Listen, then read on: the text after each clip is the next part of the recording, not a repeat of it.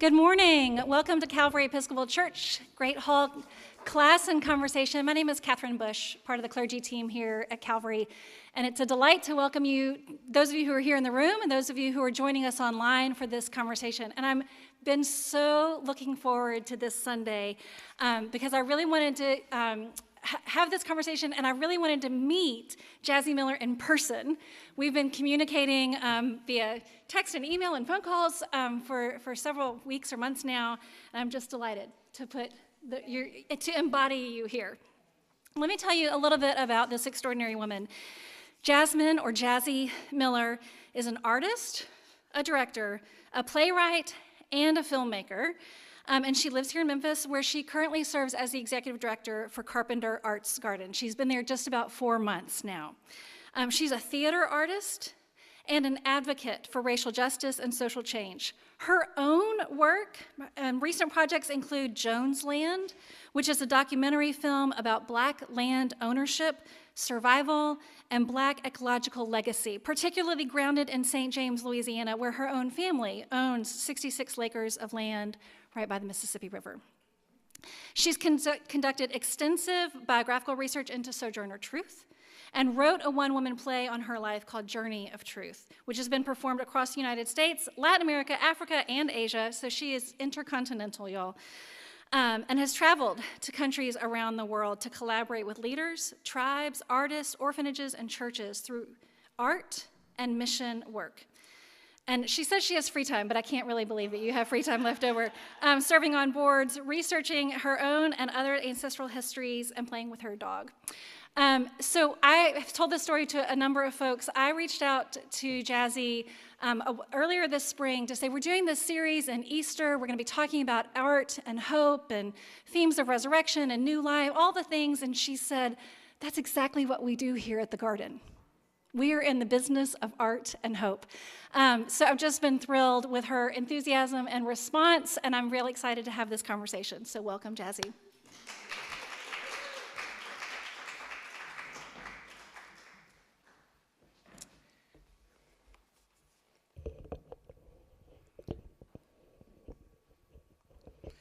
I need to adjust this just a little. Can I raise it up?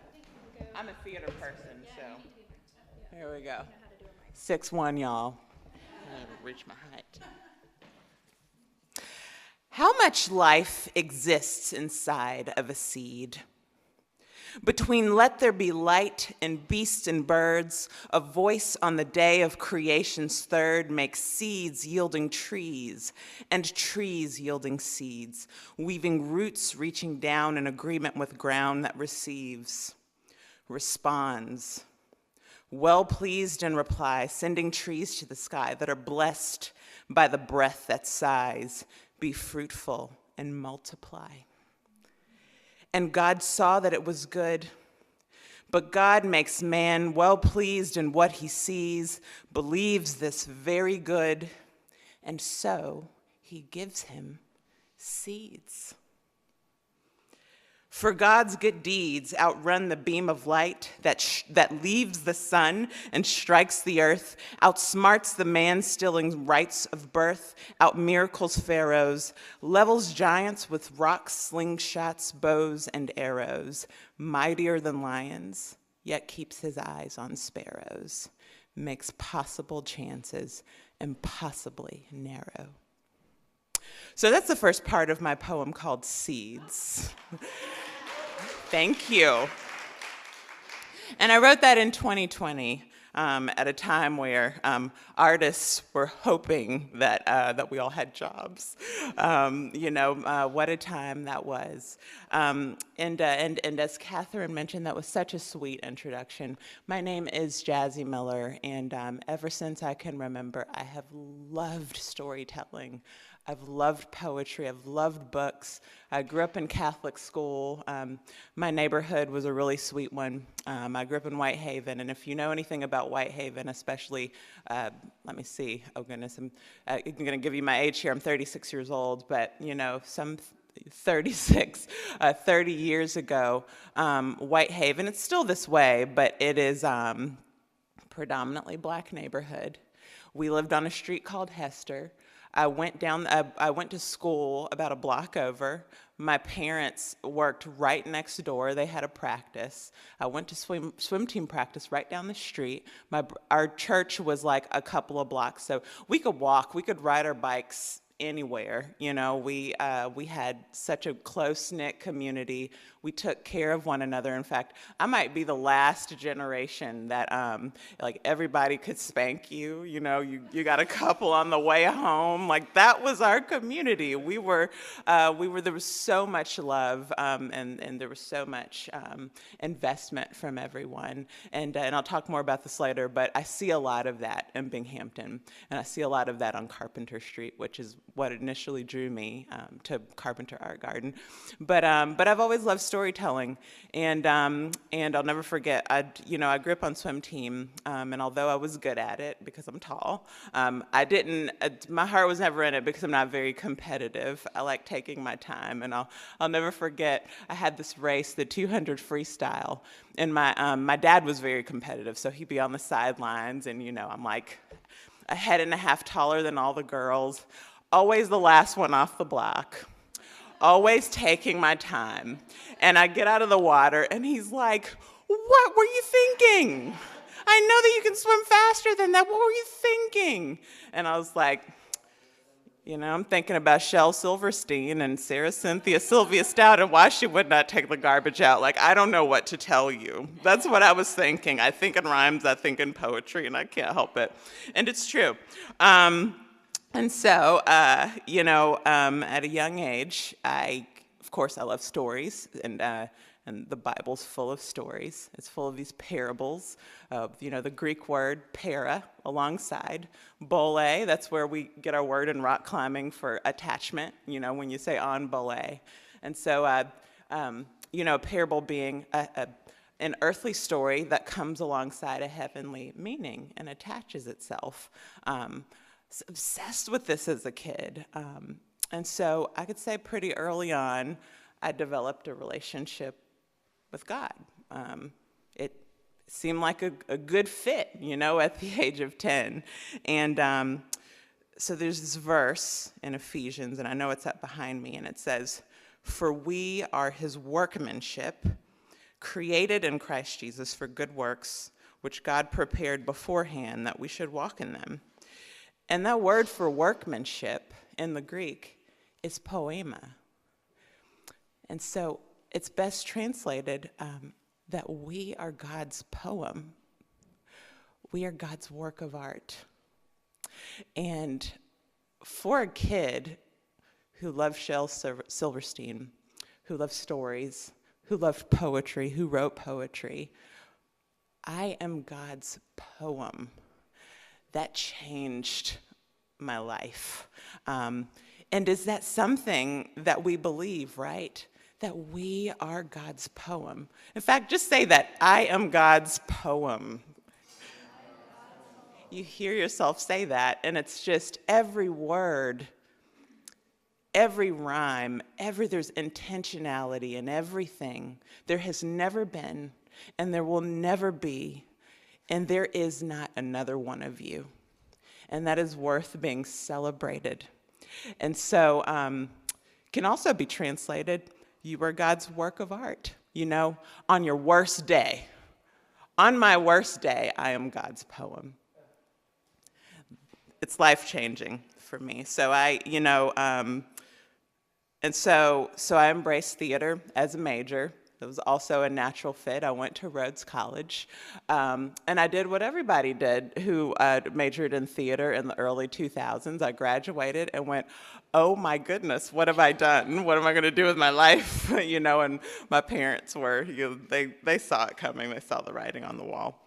And so I talked to a man named Darius Wallace.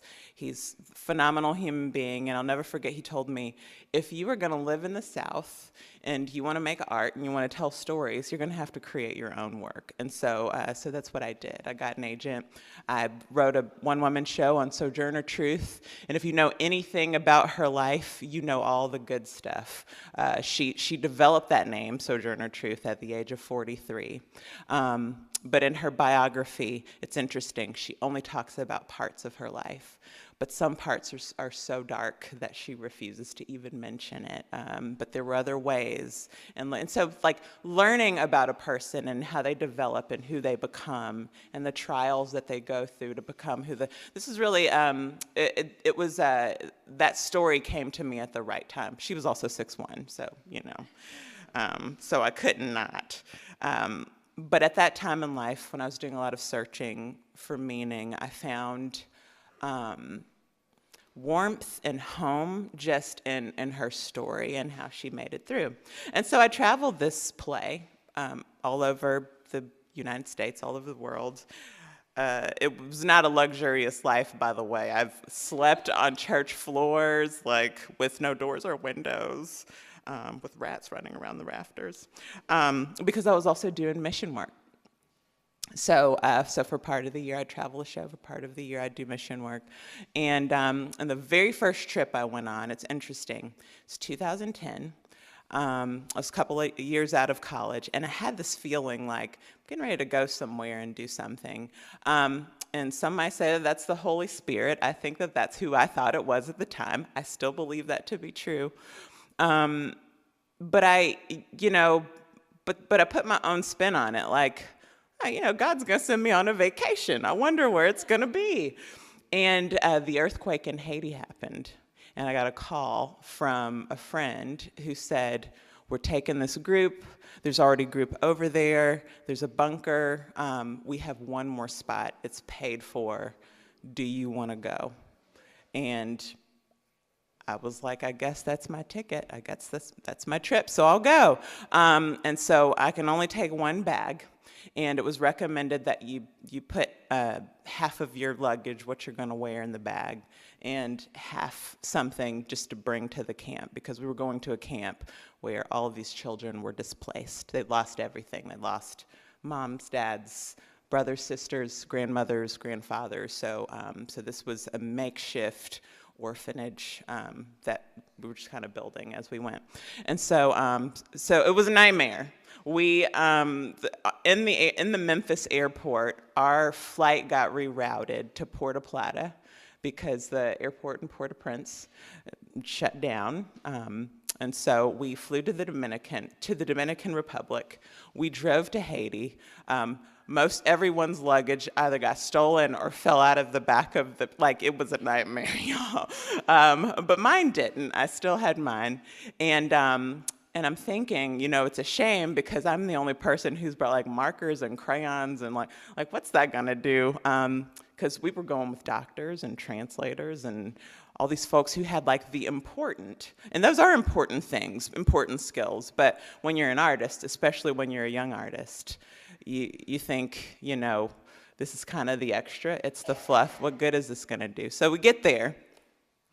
The kids are incredible, they're resilient, they're playing soccer, they're doing this, they're doing that, and we're jumping in there with them. And once a day, we'd sit down at these tables, looked a lot like this room, it's kind of scary, except we were outside under this wooden awning, and we'd sit down with the kids. We'd have translators, we'd have therapists, and we'd start talking to the kids about the trauma, what they remembered.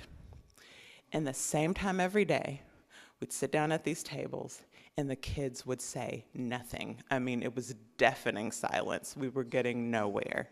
So the last day, I'm like, y'all, we're getting nowhere with this. Can we just, color? I mean, I brought crayons and markers, and I can't take them back with me. And they're like, it's fine. And it's like magic. At the same time, all of them start coloring and drawing what they remember the moment that the earthquake struck, without being prompted. And so this is where I began to believe that there's this place where art and mission can intersect, can meet.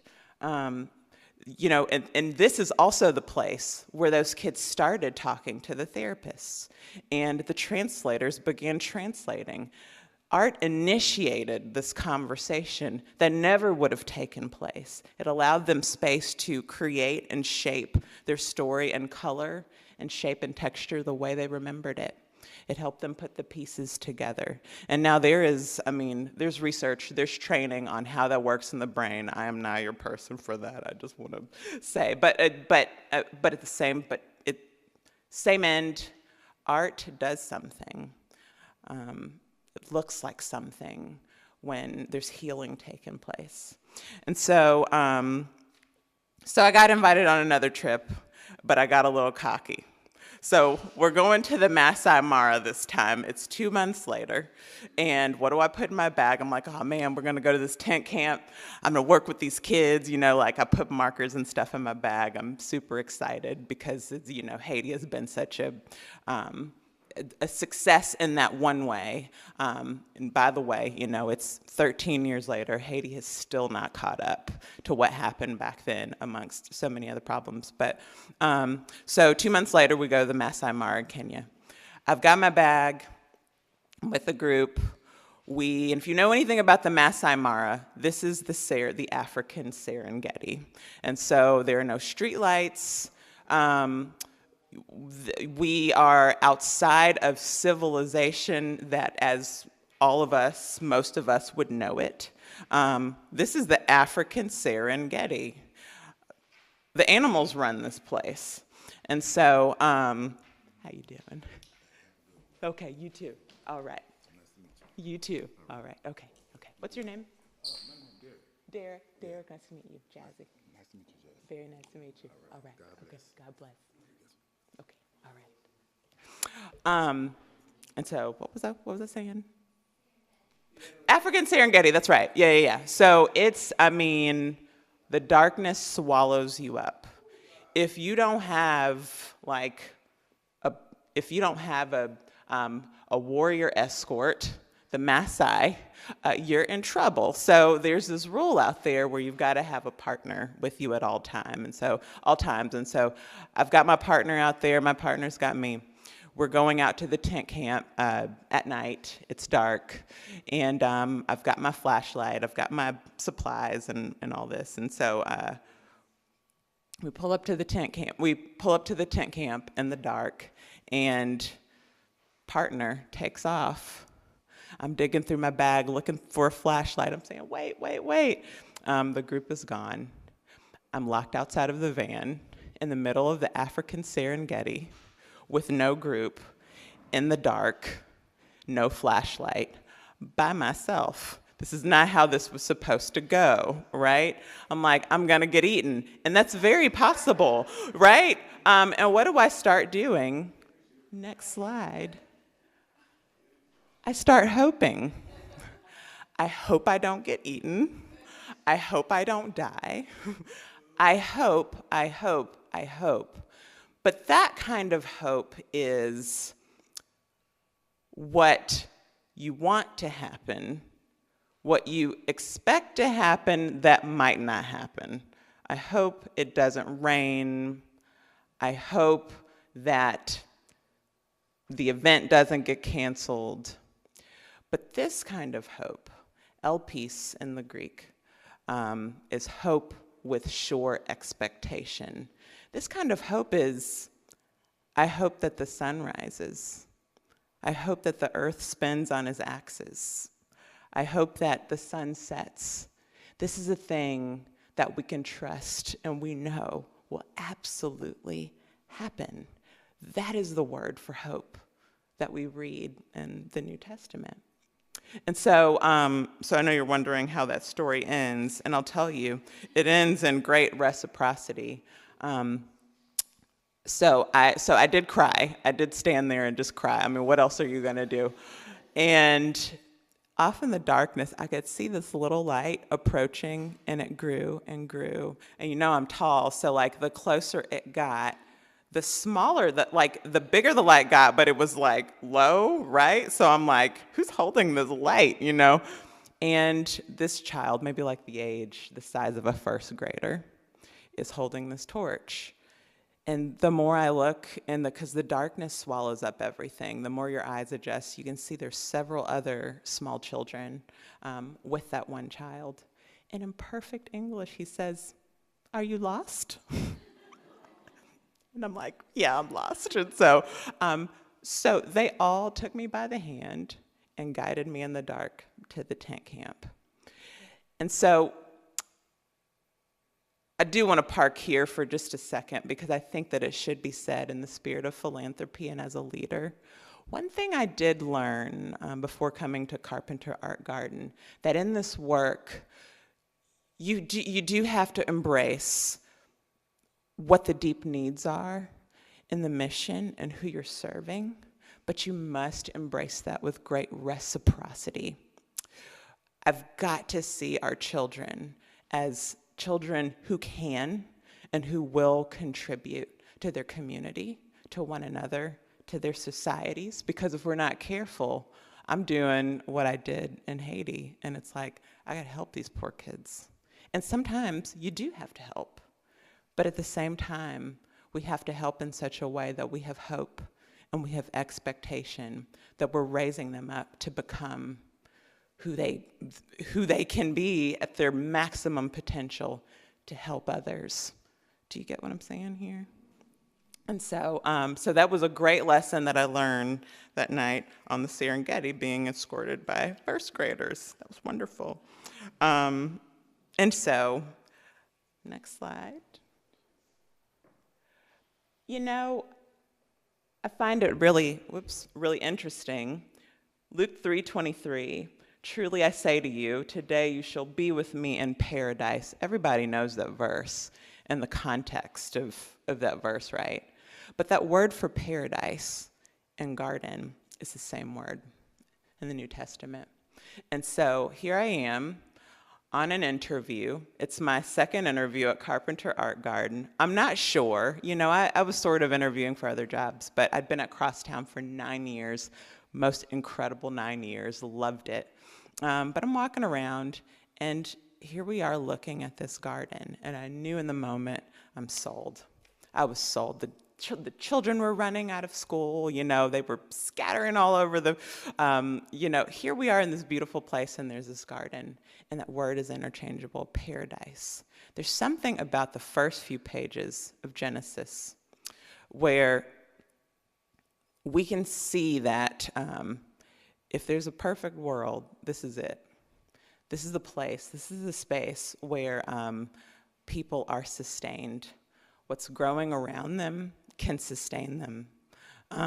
There's this mandate to multiply and to name things. There's all this creativity in this place and in this space, reminding me so much of what I want to see Carpenter Art Garden be, and it is, and continue to become, right? And so, again, back to my neighborhood and how I grew up, and this also being a predominantly Black neighborhood. Same of Binghamton. A lot of love, a lot of diversity, a lot of heart, but unlike my neighborhood, there's also a lot of blight, a lot of poverty, a lot of violence, and barriers that keep our kids from the full lives that some of them can have. And so, Carpenter Art Garden, next slide, please. We exist for this very reason. Our mission is threefold. Again, in that spirit of reciprocity, we're not approaching this as, okay, well, the kids or the parents aren't educated. It's like, no, what are the barriers that are keeping our kids from receiving the maximum full education that they could have? Or in terms of employment, what are the barriers? How is Binghamton lacking in terms of job opportunities, vocation for our youth, and learning and growing in such a way that they can grasp a post-secondary education right after they get out of high school, or grasp a vocation, and a creative one at that. And there's art. Next slide, please. Thank you. And so, I look at this photo and I think, look at all these little poems. Look at all these little works of art. In 2013, there's so many stories there. In 2013, and many of you probably remember this, who work in education, art got taken out of curriculum. in so many places. I know in the neighborhood that I was working in at the time, art got taken out of our school's curriculum. And I'll never forget, so many of us responded to the call. But in Binghamton, that's what Carpenter Art Garden did. It was a group of people who came together and they responded to the call. Because if you know anything about a community that is experiencing poverty, they're going to get hit the hardest in terms of what's missing. And so Erin Harris and her gang of volunteers showed up on this empty, blighted lot with crayons, markers, paint, canvases, and just opened up the invitation. Who wants to do art? And 150 kids showed up. Thank goodness I wasn't there. 150 is a lot, y'all. It's a lot of kids. And we do serve a lot of kids, but we tend to break it up. And so our mission's threefold. And art is right at the center of that, providing this medium for children to respond, to be educated in that, to learn a vocation in that, and to practice it. And so, let's see, what else here? Where am I on my notes? And, the last slide, please. So everything that we grow, if you look at that photo to the left, those are a couple of seeds under our lamps that are growing. And then to the right, that is what they looked like 2 weeks later. So we grow everything from a seed. And if I could do that slide all over again, I'd show you part 3, part 4, part 5, but I wasn't thinking of that at the time that I sent you the slideshow. The plants get a little bigger than that. We put them in the ground because these are the conditions under which they can bear 90 to 100% of what's the potential that's within that seed. We put it in the ground. It grows up. We harvest it. We sell it on Mondays and Thursdays, every kind of organic vegetable you can imagine, as long as it's in season. And when that plant is done, it sprouts into flower, and it's done. It has a full life cycle. And so when I'm asked, what do you want to see happen with the youth who are in your programs? That's what I want to see happen. I want to see them reach their maximum potential and remove every single barrier that's inhibiting that. And so, I don't think, how much time do I have left? I can talk, y'all. 15, 20 minutes? Okay. Yeah, I will say that. The last thing I'll say is there's this story in John 21.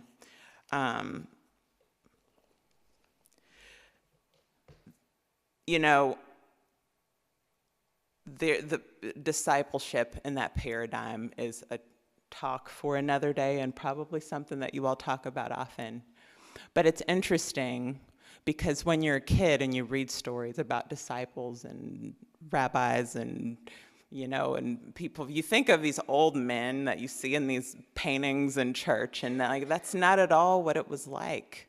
A rabbi would have begun the process at the age of 30, which is why in Luke 3:23 it says Jesus began his ministry at the age of 30. He did it, the process, the way that it's supposed to go. But you'd begin following someone at the age of 15. And so that process would usually take 15 years. And what most rabbis did in 15 years, Jesus did in 3 with these kids, with these boys who were following him. And there's a story in John 21. I love this story, but I just want to mention one thing about it. And it's after the crucifixion. It's after Jesus has revealed himself several times to the disciples. And the story goes, after Jesus revealed himself again to the disciples by the Sea of Tiberias, and he revealed himself in this way: Simon Peter, Thomas, Nathanael of Cana in Galilee, the sons of Zebedee, and 2 others of his disciples were together. They went out. Wait a minute. No, that's not what that says. Simon Peter said to them, "I am going fishing." They said to him, "We will go with you." And they went out, they got into the boat, and they caught nothing. And there's so much more hope later on in that story, but I always stop there because, again, if you look at the Greek and what verbs do in the Greek language, that word for going fishing is actually an ongoing action, meaning I'm going back to the occupation of fishing. Like, what's happened these last 3 years? This did not end the way that we wanted to see it end. This is my reading of the story, by the way. So, you know, the oldest one, Simon Peter, says, forget it. I'm going back to going fishing. I'm just going to be a fisherman again. But 6 others go with him. And if one has just taken his life, Judas Iscariot, that leaves 11. So that leaves 6 out of 11 who are just like, forget it. I'm going back to fishing. That leaves 6 out of 11, a vast majority of who Jesus invested his life into, saying, forget it. Why? Because they lost hope. They lost hope of this sure thing. And then I also love the first miracle that happens in that story, because it says that they went out and they caught nothing. And these are experienced fishermen. And that is the greatest freshwater fishing hole in the entire world. So it's actually a miracle that you go out all night and you catch nothing in the greatest freshwater fishing world. I mean, this is something that they can't be successful in. And so that story resonates with me because I look at all these kids following us around during the school day, coming over for plant life cycle training, coloring, drawing, expressing. All these kids come in after school to ride bikes, to learn from our art coordinator, to do art therapy. All these kids going to Aunt Lou's house for homework help and education support. And I look at them along with our staff, and I think that we're all agreed and connected in the fact that we cannot lose hope. We cannot lose the expectation of seeing them reach their maximum potential, because if they're healthy seeds, what are they going to do? They're going to continue to produce these works of art. Thank you. That's all I got for you today. Any questions? I bet we have some things to say and comments and questions. Oh, good.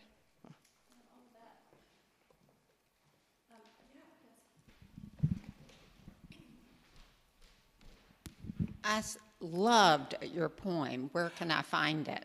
Oh goodness. You know what? That's a good question. Nowhere right now. Maybe I should put it in a book. Yes. Maybe I should put it in a book, maybe? Or Okay. give us a copy. Okay. Maybe we could put it on the website or something. Okay.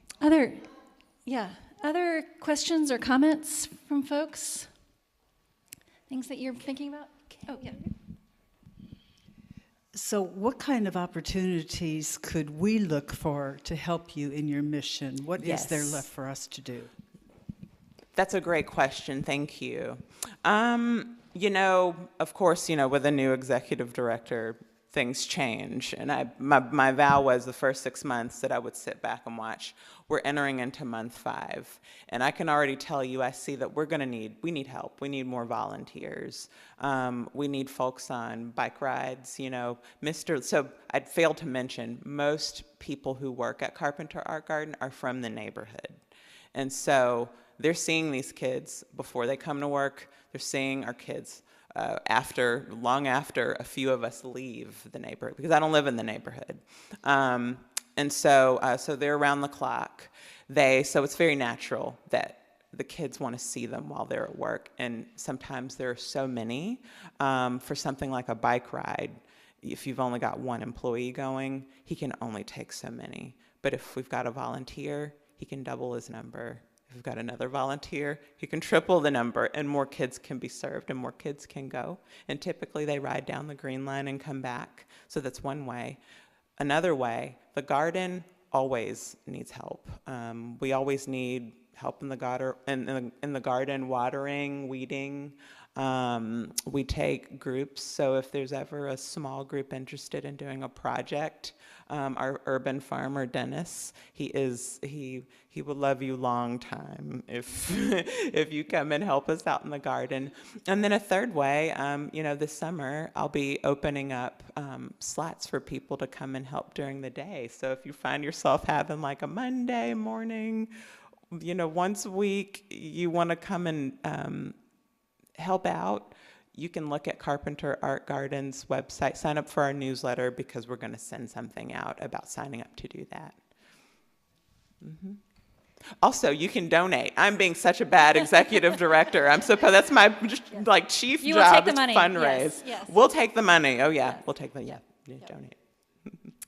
Who else has a question or a comment? Anybody? Yeah.